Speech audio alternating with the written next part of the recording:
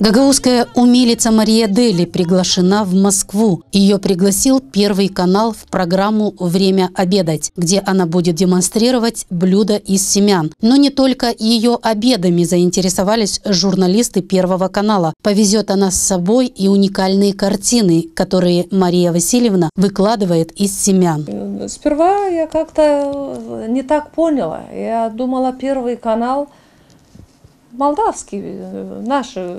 А потом она мне объяснила и сказала, что это ОРТ, Москва. Я сперва отказалась, честно говоря, потому что зима. Выкладывать картины из семян Мария Дели начала совсем недавно, но ее работы побывали уже на многих выставках. Была в Кишиневе, была здесь, в картинной галерее, потом в турецкой библиотеке вот картины были.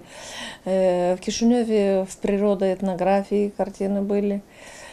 Потом были конгрессы женщин. Не остались на стороне и камрачане, которые поддержали народную умелицу в этой поездке. Совет города выделил ей на дорогу небольшую сумму денег. Выделили 5000 Дели Марии Васильевны на участие в передаче Первого канала ОРТ в городе Москве демонстрация работ из семян.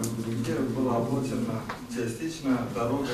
Что собирается приготовить в московской программе «Время обедать» Мария Васильевна не раскрыла, но однозначно, что это будет блюдо из семян, которыми пользуются местные жители.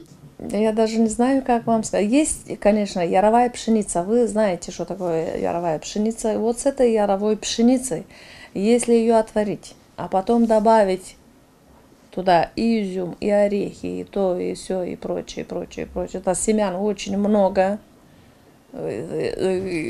Можно обволакивать потом в кунжуте. Вот кунжут, вы знаете, мелкое такой вот на хлебушек сыпет. И корицу, гвоздику. Оно дает и вкус, и все. Это все семена. Поездка в Москву запланирована на март месяц. С собой Мария Васильевна повезет 15 картин. И помогут ей в этом зять и супруг.